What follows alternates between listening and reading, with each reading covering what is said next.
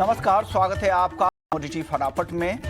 अगर आपके पास भी कोई सवाल हो तो इस शो में पूछ सकते हैं। अगले आधे घंटे तक हमारे दो मेहमान हैं जो आज आपकी मदद करने वाले हैं। मानव मोदी हैं मोतीलाल ओसवाल से और अमित खरे हैं जीसीएल से, गंगानगर कमोडिटीज लिमिटेड से। आप हमें अपना सवाल भेजें, अपना नाम, अपने शहर का नाम और कमोडिटी से जुड़े हुए सवाल भेजें। नंबर आपके स्क्रीन पर फ्लैश होगा, उसे आप नोट कर लें। नंबर है 9136934065। इस नंबर पे आप अपने सवाल हमें व्हाट्सएप कर सकते हैं और हमारे दोनों मेहमान बने रहेंगे अगले आधे घंटे तक, जो लगातार आपके सवाल देंगे। आज बाजार की बात करें तो आज गोल्ड में 1.5% से ज़्यादा घरेलू बाजार में है और इंटरनेशनल मार्केट की अगर बात करें तो वहाँ पर भी रिकॉर्ड से देखें तो करीब $150 से ज़्यादा की गिरावट और आज करीब 2% की गिरावट कॉमोडिटी पर भी गोल्ड में दिख रही है। लेकिन चांदी शुरुआती नरमी के बाद अब हरे निशान तेजी दिखा रही है। 96,000 के ऊपर चांदी टिकी हुई है, $33 के पास कॉमेक्स पर है। तो यहाँ पर तेजी है। मेटल्स में तेजी है क्योंकि रिस्की एसेट्स में यहाँ पर लोगों का फोकस फिर से बढ़ा है। इक्विटी मार्केट में खास करके अमेरिकी बाजारों में जिस तरह से तेजी लौटी है उसका फायदा यहाँ पर मिल रहा है मेटल्स को, इंडस्ट्रियल मेटल्स को। और चांदी 50% इंडस्ट्रियल मेटल भी है, इससे चांदी में आज तेजी दिख रही है। लेकिन गोल्ड में जो प्रीमियम गोल्ड खा रहा था वो यहाँ पे गायब होता जा रहा है। एक बड़ी वजह तो ये है कि यूएस की तरफ से, व्हाइट हाउस की तरफ से ये बयान दिए गए हैं कि वो चीन के साथ बातचीत आगे करेंगे और वहाँ पे जो गतिरोध बना हुआ है ट्रेड पॉलिसी को लेकर, ट्रेड विवाद को लेकर, उसे सुलझने की उम्मीद उनको है। ये एक सपोर्टिव फैक्टर है जिससे सोने पर दबाव बना है। दूसरा फैक्टर यहाँ पर है, जो फेड चेयरमैन पे लगातार वो बयानबाजी कर रहे थे, बर्खास्त करने की बातचीत कह रहे थे, उस बयान से पलटे हैं ट्रंप और उन्होंने कहा है कि उनकी कोई ऐसी योजना नहीं है फेड चेयरमैन को हटाने की। इससे भी क्योंकि ग्लोबल इन्वेस्टर्स का एक सेंटिमेंट वहाँ पर कमज़ोर हो रहा था, भरोसा कम हो रहा था यूएस इकोनॉमी पे, तो ये दोनों खबरें गोल्ड के लिए निगेटिव थी और गोल्ड यहाँ से दबाव में दिख रहा है। साथ ही डॉलर इंडेक्स में भी उसके बाद से रिकवरी दिख रही है। 99 के आसपास डॉलर इंडेक्स आ गया है, 3 साल के निचले से यहाँ पर रिकवरी है। लेकिन चलिए अब शुरुआत कर लेते हैं शो की और हमारे दोनों मेहमान बने हुए हैं। अपने दर्शकों के सवाल के साथ शुरू करते हैं क्योंकि हर कमोडिटी पे उनके सवाल रहते ही हैं और हमारे मेहमान उनके जवाब देंगे। पुखराज चौधरी हैं पहले कॉलर जिन्होंने सवाल भेजा है। इन्होंने 92,000 के भाव पर सोने में बिकवाली कर रखी है, नुकसान तो काफ़ी हो रहा है। मानव बताइए क्या 92,000 तक, आप बताइए अमित जी, आपको क्या लग रहा है, क्या 92,000 तक सोना आ सकता है? क्या इन्होंने शॉर्ट पोजीशन बना रखी है या निकल चाहिए, फिर से सोने में रिकवरी की संभावना दिख रही है आपको? विष्णु जी नमस्कार। अभी देखा जाए तो जो का मैंने लोअर रेंज से रिट्रेसमेंट अभी हाई के आसपास से जो लगाया था उसका 38% के आसपास जो एक सपोर्ट निकल के आ रहा है वो 94,500 के आसपास का आ रहा है। तो 94,500 के आसपास जब तक ये लेवल होल्ड है तब तक गोल्ड में तेजी जारी रहेगी। ये जो मुनाफा वसूली है इसको एज अपॉर्चुनिटी ट्रेडर्स को बाइंग के लिए अपनाना चाहिए। मेरे को लगता है कि 95,000 के आसपास के जो सुबह के लो बनाए थे वो अगर वापस भाव आते हैं तो 94,500 के आसपास स्टॉप लॉस लगा के वो फ्रेश खरीदारी कर सकते हैं या अपने सेल को एग्जिट कर सकते हैं। ऊपर में मुझे लगता है 97,700 के एक या दो ट्रेडिंग सेशन में गोल्ड में देखने को मिल सकते हैं। इनकी जो सेल की पोजीशन है उसका मैं ये बोलूंगा कि 95,000 के आसपास एग्जिट बनाएं। अगर भाव 94,500 के नीचे जाते हैं तो ये वापस फिर से बिकवाली का ट्रेड बना सकते हैं, अदरवाइज ये 95 के आसपास एक बार सेल से निकल सकते हैं। ये सलाह आपके लिए, ध्यान रखिएगा पुखराज चौधरी जी, जो अमित जी ने दी है। एक सवाल है यश गुप्ता का, 96,000 रुपए के भाव पर क्या सोना खरीद सकते हैं या गिरावट का इंतजार करें? आप बताइए, क्या 96,000 के भाव पर सोना खरीदना चाहिए या और गिरावट का इंतजार करें? जी विश्वमोहन जी, मेरे ख्याल से जिस हिसाब से आज सुबह से पेस आई है, आपने भी देखा 2-2.5% की फॉल है, मुझे लग रहा है ये पेस थोड़ी और जारी रह सकती है। अगर लॉन्ग टर्म इन्वेस्टमेंट के हिसाब से सोच रहे हैं तो और भी रुक सकते हैं। मेरे ख्याल से नीचे के ऑल ले सकते हैं, जैसे आज के ट्रेडिंग के साथ 96,200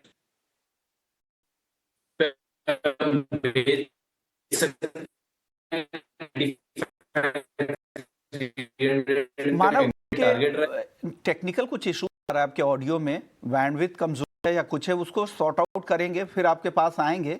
नेटवर्क की दिक्कत हो रही है। ये सवाल मैं एक बार फिर से आपसे ले लेता हूँ अमित जी।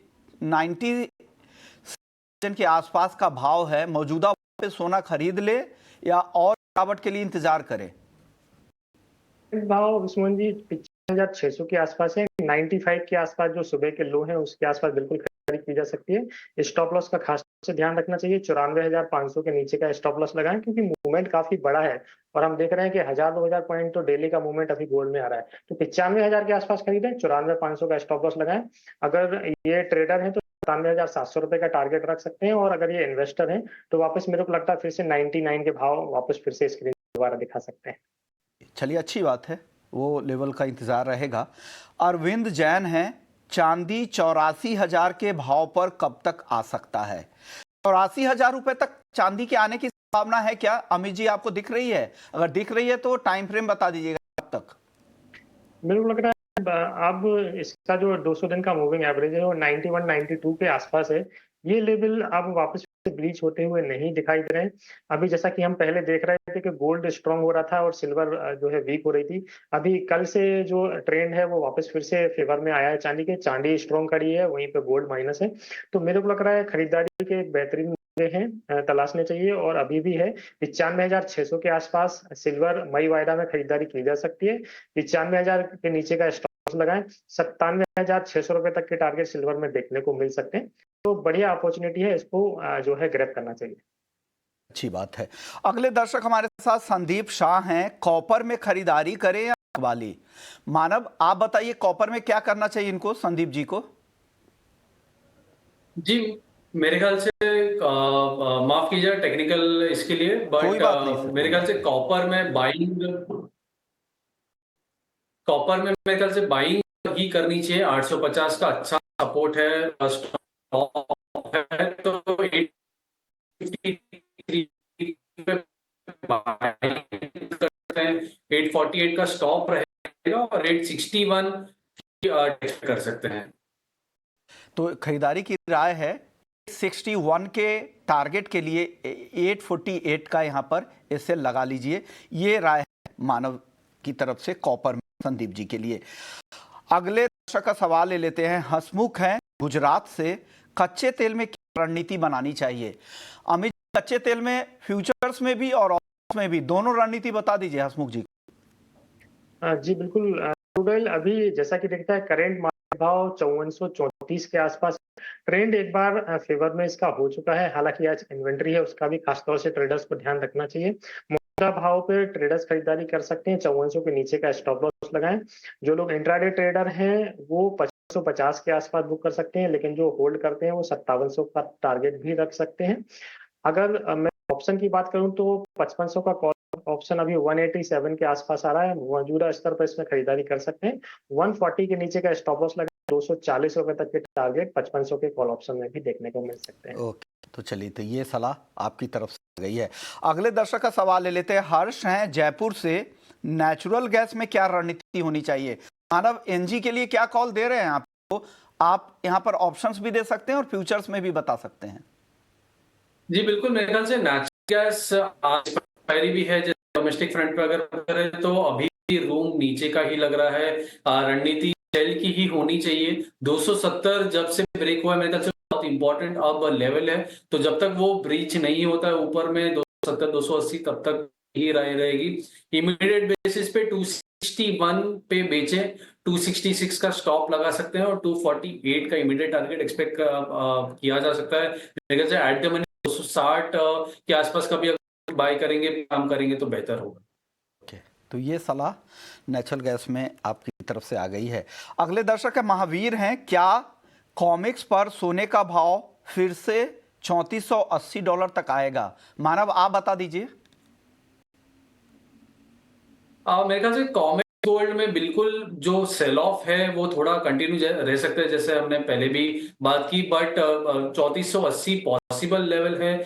थोड़ा नीचे का है, बट देन बिल्कुल एक रेंज अगर हम देखें तो 33 $200-300 की मूवमेंट बहुत फ्री, बहुत जल्दी आ रही है।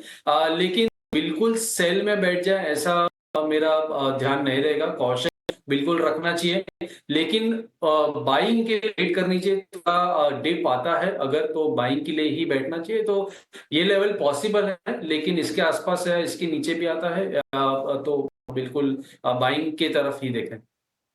अगले दर्शक हमारे साथ हैं, नीतीश हैं भागलपुर बिहार से। चांदी में कौन सा ईटीएफ खरीदना चाहिए? चांदी में ईटीएफ की बात कर रहा, हालांकि ईटीएफ का प्रदर्शन तो यहाँ पे ये पैसिव फंड है तो बहुत ज़्यादा फर्क नहीं रहता है। आप बता देता हूँ कि एचडीएफसी सिल्वर ईटीएफ का जो रिटर्न है पिछले 3 साल का, वो करीब करीब 77.5% का है। एक्सिस सिल्वर ईटीएफ का यहाँ पर भी 77.5%। एबीएसएल का जो ईटीएफ है सिल्वर ईटीएफ, उसमें उसका प्रदर्शन थोड़ा कमजोर यहाँ पर दिख रहा है। आप से ईटीएफ को, सिल्वर ईटीएफ को ट्रैक करते हैं क्या मानव? बिल्कुल, मेरे ख्याल से विश्वनाथ जी कंपनी स्पेसिफिक शायद नाम न ले पाऊं, लेकिन ओवरऑल एयूएम ग्रोथ अगर आप देखेंगे तो एयूएम ग्रोथ बहुत बढ़िया है। 1 या 1.5 साल पहले ही, अब मेरे ख्याल से 2 साल कुछ फंड्स को हो रहे हैं, तो 2 साल पहले ही अगर फंड लॉन्च हुआ है, उस हिसाब से बहुत बढ़िया एयूएम ग्रोथ और बढ़ने की उम्मीद है। जिस जिस हिसाब से सिल्वर की भी रैली हो रही है, तो मेरे ख्याल 10,000-12,000 करोड़ के ऊपर का ईयूएम है, तो बिल्कुल एक बहुत अच्छा निवेशन का प्लेटफॉर्म है इन्वेस्टर्स के लिए, अगर लंबे अवधि के लिए ईटीएफ में इन्वेस्ट करना है तो अपने रिस्क प्रोफाइल के हिसाब से। लंबी अवधि के लिए बढ़िया एक प्रोडक्ट है। हालांकि जो कुछ ईटीएफ के जो प्रदर्शन आपको 3 साल में इसलिए दिख रहे होंगे क्योंकि उनकी लॉन्च की तारीख 3 साल नहीं हुई होगी, हो सकता है 2 साल से भी कम हुआ हो। अगर 1 साल में देखें तो सबके रिटर्न 19-20% के आसपास ही आपको दिखेंगे। तो हम यहाँ हिंदुस्तान में शुरुआत ही 3 साल पहले हुई। 2022 में पहली बार सिल्वर ईटीएफ की एंट्री हुई थी। उसके बाद कुछ फंड का तो अभी 2 साल हुआ है, कोई 1 साल पहले। 4 फंड्स 3 साल पहले शुरू हुए थे, अब बढ़कर 11-12 फंड्स के आसपास शायद अब काम कर रहे हैं। अमित जी, आप करते हैं क्या सिल्वर ईटीएफ? काफी अच्छा जो है एक इन्वेस्टमेंट का जो है सोर्स है सिल्वर ईटीएफ। और जो लोग ईटीएफ में रिटर्न कमाना चाह रहे हैं, मेरे को लग रहा है 15 से 20% का रिटर्न इजीली जो है साल दर साल सिल्वर ईटीएफ अभी तक देता है, अभी के ट्रैक रिकॉर्ड से अगर देखें तो। और पिछले 1 साल में लगभग काफी अच्छा रिटर्न मिला है। जो सबसे सस्ता ईटीएफ मेरे को नजर आया वो टाटा सिल्वर ईटीएफ है। इसका जो एनएवी वो 9-9.5 रुपए के आसपास है अभी। इसमें जो है ट्रेडर इन्वेस्ट कर सकते हैं लॉन्ग के लिए, कम से कम 3 साल से ऊपर का भी होना चाहिए। जो अवेलेबल है वो निप्पॉन का भी है, डीएसपी सिल्वर भी है, एसबीआई सिल्वर भी है। इनके भाव लगभग 90 के आसपास है, लेकिन टाटा जो है सिल्वर का वो अभी मेरे को बेस्ट लगता है इन्वेस्टमेंट के हिसाब से। रिटर्न बहुत फर्क नहीं है, सबके 19-20% आसपास के ही हैं क्योंकि ये पैसिव फंड है। और जहाँ पे भी आपको लिक्विडिटी अच्छी दिखे वहाँ पे कर सकते हैं। निप्पॉन का सिल्वर ईटीएफ है, वहाँ पे लिक्विडिटी थोड़ी बेहतर दिख रही है। चलिए, वक्त है ब्रेक का। ब्रेक के बाद जब लौटेंगे तो कुछ और दर्शकों के सवाल लेंगे और एग्री मार्केट में कॉटन पर बातचीत होगी। हमारे साथ एक मेहमान भी जुड़ेंगे, कॉटन के मार्केट में क्या कुछ हो रहा है उनसे जानने की कोशिश करेंगे। जल्द लौटते हैं।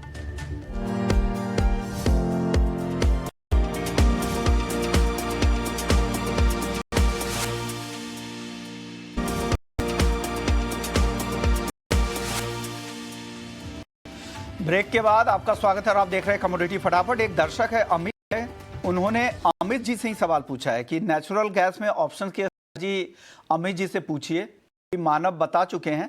आप बताइए अमित जी। नेचुरल गैस में मेरे को लगता है जो करेक्शन है 3.5 के आसपास से जो स्टार्ट हुआ, अभी 256 के आसपास का भाव एक बार के लिए तो मेरे को लगता है पूरा होता हुआ नजर आ रहा है। थोड़ा सा पुल बैक रैली यहाँ से देखने को मिल सकती है। 256 के आसपास का भाव है। 252 रुपए के स्टॉप लॉस के साथ इंट्राडे में खरीदारी की जा सकती है। इंट्राडे में 262-63 के टारगेट रखें। वहीं पे ऑप्शन में 260 का कॉल ऑप्शन मई वायदे की मैं बात कर रहा हूँ, 25 रुपए के आसपास चल रहा है। इसमें खरीदारी करें। 22 रुपए के नीचे का स्टॉप लगाएं और इंट्राडे में लगभग 30 रुपए के टारगेट इसमें रख सकते हैं। नेचुरल गैस को लेकर आपने ये सवाल कह दिया है। कमलेश है अहमदाबाद से, सवाल काफी अच्छा है कि अप्रैल में सोने में कितनी गिरावट आ सकती है। मानव, हालांकि अब हफ्ते भर रह गए हैं अप्रैल में, आपको और कितनी गिरावट दिख रही है इस महीने में, या मई तक बता दीजिए, 15 मई तक बता दीजिए कितनी गिरावट आ सकती है सोने में। जी विश्वनाथ जी, मेरे ख्याल से जिस हिसाब से सोने की चाल है, मेरे ख्याल से 1 हफ्ता भी बहुत है सोने की चाल को जज करने के लिए, क्योंकि एक दिन में जिस हिसाब से मूवमेंट आ रही है बहुत अननेचुरल है सोने के लिए ऐसी मूवमेंट। बट स्टिल मेरे ख्याल से नीचे में बिल्कुल 93,500 94,000 एक स्ट्रॉन्ग बेस देखता हूँ। अगर फॉल आती है तो वहां तक एक बार आ सकती है और वहां से फिर से एक बार बाइंग शुरू हो सकती है। लॉन्ग टर्म में अगर किसी को निगेशन रखना है, क्योंकि ये लास्ट $200-300 का मूव बहुत रैपिड आया है। पहले हम जब $3200-3300 के आसपास होवर करते थे तो 3050 से 3200 का एक रेंज था। तो मेरे ख्याल से ओवरऑल जो सपोर्ट बनता है कॉमेक्स पे भी वो 3050 $3100 का बनता है। जब उसके ऊपर है तब तक मेरे ख्याल से सोने ट्रेंड जो है ओवरऑल बाइंग का ही रहेगा। अगले दर्शक है आशीष राजस्थान से। 91,700 के भाव पर इन्होंने सोना बेचा है, क्या करना चाहिए अमित जी इनको? हालांकि ये बिल्कुल सिमिलर सवाल है, आपने जवाब भी दिया था, एक बार फिर से बता दीजिए इनको। बिल्कुल काफी 91,000 के आसपास का इनका सेल है और मैं बोलता हूँ फ्यूचर का जो मार्केट है वो काफी वॉलेटाइल होते हैं, तो इतना लंबा स्टॉप लॉस इतना लंबा नहीं देखना चाहिए क्योंकि जो है प्रॉफिट एंड लॉस काफी बड़े हो जाते हैं। मैं एक बार फिर से कहना चाहूंगा, एक इंपॉर्टेंट पॉइंट है स्टॉप लॉस। आप जो भी पोजीशन बनाए 2% से ज्यादा का स्टॉप लॉस किसी भी आइटम में नहीं रखना चाहिए, किसी भी फ्यूचर आइटम में अगर आप बनाते हैं तो, कोई भी फ्यूचर आइटम हो। अब जैसा कि मैंने डिस्कस किया था, 94,500 रुपए का एक इसका अहम सपोर्ट रहेगा। जब तक प्राइसेस गोल्ड के जून वाले 94,500 के ऊपर है तब तक इसमें तेजी जारी रहेगी। तो इनके लिए सलाह है कि 95,000 के आसपास आते ही बार सेल की पोजीशन काटें। 94,500 के स्टॉप लॉस के साथ फ्रेश खरीदारी, 1 से 2 दिनों में 97,700 रुपए और ओवरऑल 99 के टारगेट इसमें देखने को मिल सकते हैं। भाव अगर 94,500 के नीचे जाते हैं तो ये वापस फिर से सेल की पोजीशन में आते हैं, अदरवाइज इनको खरीदारी का ही ट्रेड रखना चाहिए। ओके, चलिए एग्री मार्केट की बात कर लेते हैं। अमित जी आप बता दीजिए एक एक करके। सबसे पहले हल्दी, 2 दिनों में 5% से ज्यादा की गिरावट, क्यों आई है गिरावट और कितनी गिरावट हल्दी में यहाँ से और आप देखते हैं?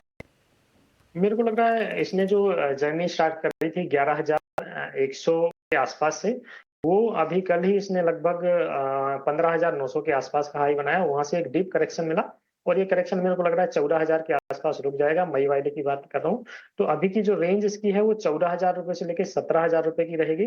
17,000 के आसपास प्राइजेस मिलते हैं तो 16,700 रुपए का सॉरी लीजिएगा, 14,000 के आसपास प्राइजेस मिलते हैं तो खरीदारी करें। 13,700 रुपए का स्टॉप लॉस लगाएं। ऊपर में 1 से 2 दिनों में 15,500 रुपए और जो पोजिशनल ट्रेडर है वो 17,000 तक का टारगेट कर सकते हैं। एक मुनाफा वसूली के तौर पर ही करेक्शन देखने को मिला। जी जीरा बताइए, जीरे में भी अच्छी तेजी लौटी थी और 25,000 ऊपर भी भाव जाते हुए देखे, वहां से देखे तो अब मुनाफा वसूली काफी दिख रही है। क्या लगता है अब आपको, और गिर सकता है? यहाँ से बाउंस बैक रिकवरी की उम्मीद करते हैं आप अमित जी? बिल्कुल रिकवरी आनी चाहिए। आज का जो लो है 22,925 मई वाले का, मेरे को लग रहा है ये होल्ड करेगा। प्राइसेस 23,000 के आसपास ही है, 23,000 के आसपास इसमें खरीदारी करें। 22,500 रुपए लगाएं। मेरे थोड़ा सा लॉन्ग व्यू दे रहा हूँ, 25,000 का इसका टारगेट हो सकता है, 1 हफ्ता या 1.5 हफ्ता इसमें लग जाए, लेकिन 25,000 के टारगेट के लिए 23,000 पे खरीदें, 22,500 का ऐसा लगा के।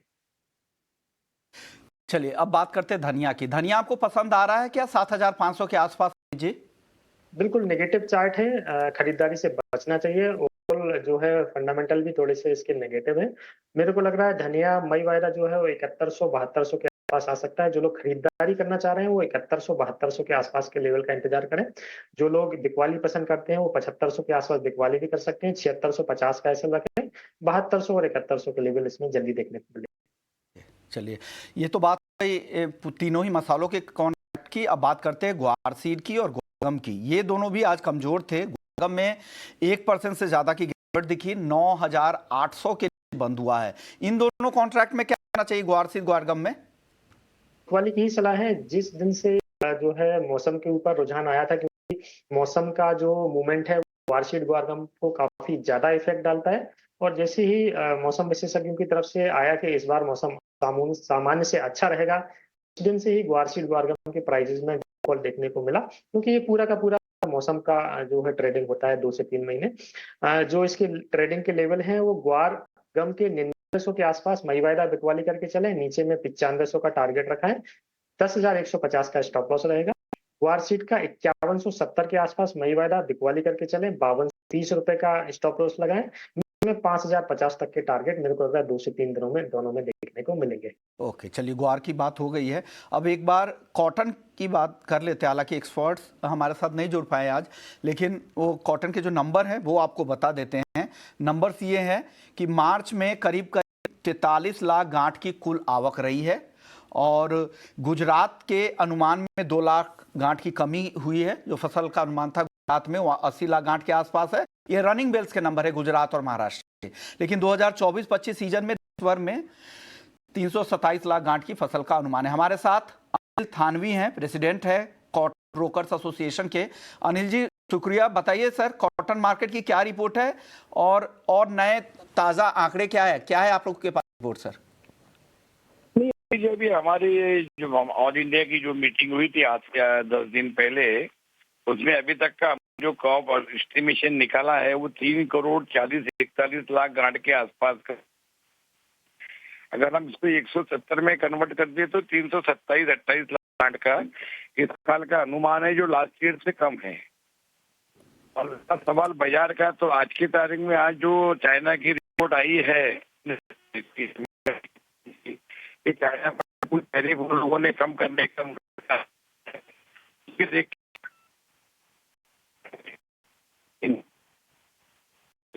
के ऑडियो में कुछ दिक्कत आ रही है, लेकिन जो नंबर है वो हम आपको ग्राफिक्स के जरिए दिखा दे रहे हैं। एक और अपडेट यही है कि सीसीआई ने, कॉटन कॉर्पोरेशन ऑफ इंडिया ने करीब 100 लाख गांठ के आसपास प्रोक्योरमेंट किया था, जिसमें से 12.5 लाख गांठ के आसपास उन्होंने बाजार में इसे बेच भी दिया है। शुक्रिया सर आप सभी मेहमानों का, मानव आपका, अमित जी आपका और अनिल जी आपका। आपके ऑडियो में दिक्कत थी, बातचीत ज़्यादा नहीं हो पाई। ये कमोडिटी फटाफट को यहीं समेटते हैं। बाकी खबरों के लिए आप बने रहिए हमारे साथ।